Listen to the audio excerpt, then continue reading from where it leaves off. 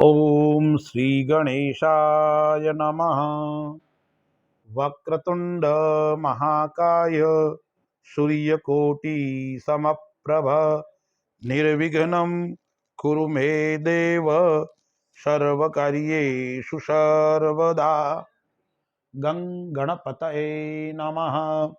दर्शक मित्रों, प्रथम पूज्य सभी कार्यों में जिनका पूजन करके हम सब सनातनी लोग श्री गणेश करते हैं, ऐसे भगवान विघ्न का विनाश करने वाले, संकटों को समाप्त करने वाले भगवान शिव और पार्वती के छोटे पुत्र यानी भगवान गणपति महाराज की जन्म जयंती गणेश चतुर्थी, इस पर्व की आप सबको मंगलमय शुभकामना।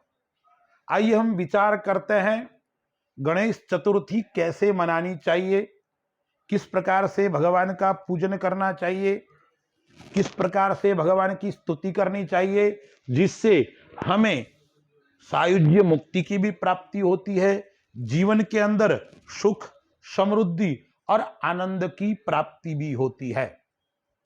तो भगवान गणेश की जयंती यानी गणेश चतुर्थी कब आती है? भगवान गणेश का प्रादुर्भाव जन्म कब हुआ? वैसे सामान्यतः सभी लोगों को मालूम है, भाद्रपद शुक्ल पक्ष चतुर्थी के दिन भगवान गणेश जी महाराज का जन्म हुआ। उस दिन वार कौन सा था? सोमवार था। तो यदि उस दिन सोमवार आता है, उस दिन मंगलवार आता है और भगवान गणेश जी का वार बुधवार आता है, तो विशेष महत्व रखता है, यानी विशेष अपने आप में बहुत बड़ा फल देने वाली तिथि होती है। तो सन 2025 के अंदर गणेश चतुर्थी कब है, पहले हम विचार करते हैं। तो इस वर्ष भाद्रपद शुक्ल पक्ष चतुर्थी के दिन 27 अगस्त 2025 और बुधवार है, यानी 15 वर्षों के पश्चात बुधवार गणेश चतुर्थी के दिन आ रहा है। भगवान गणेश जी का जन्म कब हुआ? तो शास्त्रकार कहते हैं भगवान गणेश का जन्म सोमवार के दिन मध्याह्न में 12 बजे हुआ, इसलिए मध्याह्न वापिनी तिथि लेना उसके अंदर श्रेष्ठ और उत्तम माना गया है। शास्त्रकार कहते हैं पूजा वर्तेषु सर्वेषु मध्याह्न वापिनी तिथि ही, यानी पूजन आदि के अंदर मध्याह्न वापिनी तिथि श्रेष्ठ और शुभ फल को देने वाली है। अब भगवान गणेश जी का जन्म चतुर्थी को हुआ, इस वर्ष साथ में बुधवार भी है, शुभ और शुक्ल योग का समन्वय भी साथ में हो रहा है, यानी अति उत्तम हो रहा है। गणेश चतुर्थी के दिन 3 महायोग बन रहे हैं, एक तो बुधवार आ रहा है, एक शुभ योग और शुक्ल योग, ये 3 योग बन रहे हैं। ये 3 योग में जो व्यक्ति पूजा करता है, अर्चन करता है, गणपति महाराज की स्थापना करता है, उनके वहां सुख, समृद्धि और सभी प्रकार की मनोकामना परिपूर्ण होती है। भगवान अकारण करुणा वरुणालय है, भगवान गणपति महाराज प्रथम पूज्य है, इसलिए इस दिन विशेष अर्चन और पूजन करने से भगवान गणपति महाराज प्रसन्न होते हैं। अब हम विचार करते हैं भगवान गणपति महाराज का जो पूजन है वो कितने बजे करना चाहिए, मुहूर्त कौन सा है। तो मैंने आपको पहले बताया गणेश चतुर्थी बुधवार के दिन 27 अगस्त को है। कब तक है? तो दिन में 3:45 तक गणेश चतुर्थी है। अब पूजन का समय क्या है? तो मैं आपको समय बताता हूं 2, उसमें श्रेष्ठ समय हो बाद वाला है। पहला समय है प्रातः 6:15 बजे से लेकर 9:15 तक श्रेष्ठ और उत्तम समय है। उसके बाद में विशेष योग मध्याह्न वापिनी समय है, तो वो जो समय है वो 10:30 से लेकर 1:40 तक भगवान की स्थापना का, भगवान के पूजन करने का और भगवान की प्रतिष्ठा करने का उत्तम और श्रेष्ठ समय है। क्योंकि यह पर्व जिस प्रकार से गुजरात के अंदर गरबा नवरात्रि के अंदर राज्य का बहुत बड़ा पर्व बन गया है, उसी प्रकार से महाराष्ट्र का भी यह विशेष पर्व बन गया है। आजकल तो पूरे भारत के अंदर यह पर्व बन गया है। गणपति महाराज की स्थापना गणेश चतुर्थी के दिन करते हैं और अनंत चतुर्दशी जो 6 सितंबर को है उस दिन उसका विसर्जन करते हैं। यानी 11 दिन का, एकादश दिन का ये जो महापर्व है वो भक्ति का पर्व, ज्ञान का पर्व, शक्ति का पर्व इसको हम कहते हैं। तो गणपति की पूजा कैसे करनी चाहिए? भगवान की स्थापना करते हो तो भगवान का मुंह पश्चिम की ओर या दक्षिण की ओर हो तो श्रेष्ठ है। पूजन करने वाले का मुंह पूर्व की ओर या उत्तर की ओर होना चाहिए। शुद्ध वस्त्र पहन के भगवान का पूजन करना है। भगवान का पूजन के लिए सामग्री में आपको प्रमुख बता देता हूं। वैसे तो भगवान के पूजन के अंदर जितनी सामग्री एकत्रित करो इतनी कम है, लेकिन मैं मुख्य मुख्य सामग्री आपको बता देता हूं। कुमकुम, चंदन, चावल, अबीर, गुलाल, सुपारी, रुई, माचिस, अगरबत्ती, घी, मौली, उसके अलावा प्रसाद, पुष्प, फल, पंचामृत, दूध।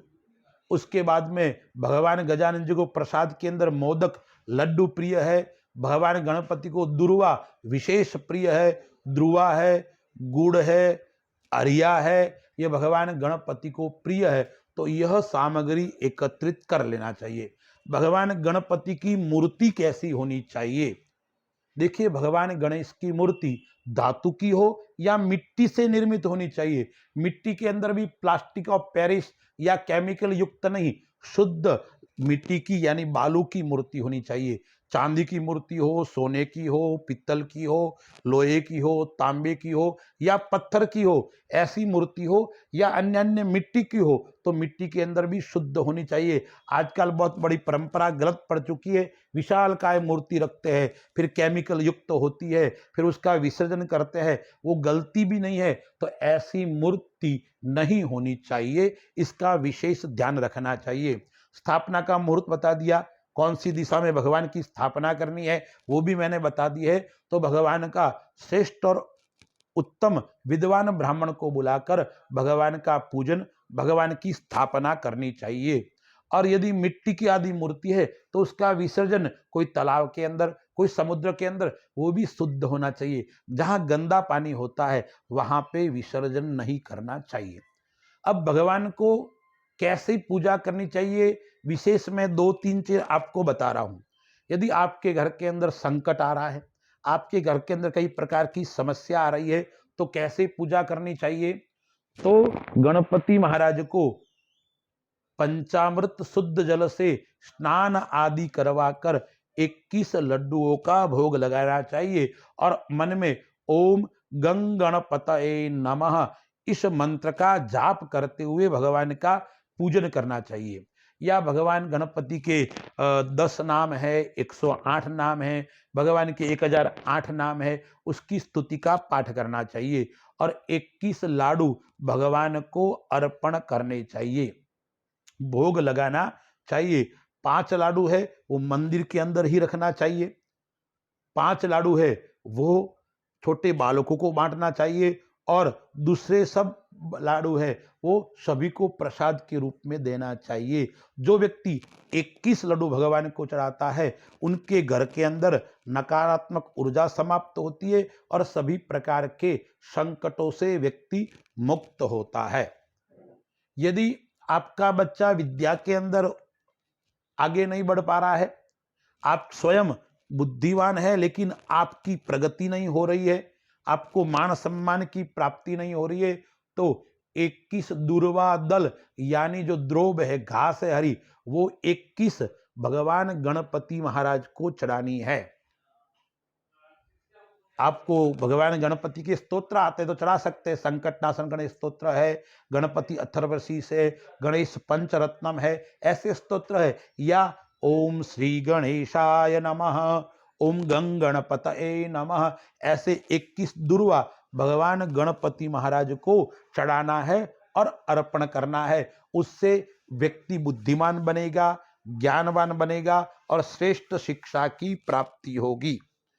जिन व्यक्ति को संतान नहीं हो रही है या संतान है, संतान अपने कहे अनुसार नहीं है, संतान से उनको विशेष लाभ नहीं हो रहा है, तो क्या करना चाहिए? गणेश चतुर्थी के दिन भगवान गणपति महाराज का पूजन करने के पश्चात 11 बार 10 दिन तक, गणेश चतुर्थी से अनंत चतुर्थी तक, उन रोज प्रतिदिन 11 बार संकट नाशन गणेश स्तोत्र का पाठ करना है। जो व्यक्ति 11 बार संकट नाशन गणेश स्तोत्र का पाठ करता है उसको क्या होता है? उसके वहां संतान की वृद्धि होती है, वंश की वृद्धि होती है और संतान सुख की प्राप्ति होती है। यदि आप व्यापार के अंदर आपके वहां अभिवृद्धि नहीं हो रही है, व्यापार के अंदर कई प्रकार की समस्या आ रही है, कई प्रकार के बीच बीच में व्यापार के अंदर अड़चने आ रही है, आप प्रयत्न कर रहे हैं, सफलता आपको प्राप्त नहीं हो रही है, तो क्या करना चाहिए? गणेश चतुर्थी के दिन गणेश सहस्त्र नामावली है, यानी भगवान गणपति महाराज के 1000 नाम है, उन 1000 नामों को पाठ करना चाहिए। जो व्यक्ति अपने व्यापार स्थल पर 11 दिन तक गणेश चतुर्थी से लेके अनंत चतुर्थी तक क्या करता है? 1000 नाम का पाठ करता है, उसके व्यापार के अंदर सभी प्रकार के समस्याएं समाप्त हो जाती है। इस प्रकार का पूजन करने से भगवान गणपति महाराज का आशीर्वाद प्राप्त होगा। और विशेष गणेश चतुर्थी के दिन भगवान चंद्रमा यानी चंद्र उदय होता है, उसका दर्शन नहीं करना चाहिए। जो व्यक्ति भाद्रपद शुक्ल पक्ष चतुर्थी के चंद्रमा का दर्शन करता है उनको झूठा कलंक उनके ऊपर आता है, झूठी चोरी का आरोप उनके ऊपर लगता है, और उस आरोप से मुक्त होना है तो जो स्यमंतक मणि की कथा है भागवत के अंदर, उनको श्रवण करना चाहिए। उस कथा का वीडियो मैं अलग से बनाऊंगा, आप सुनना। हम भी गलती से कभी इस प्रकार का यदि व्रत आदि करते हैं और उस समय दर्शन कर लेते हैं तो हमें भी पाप का भागी बनना पड़ता है। अस्तु, जय श्री राम।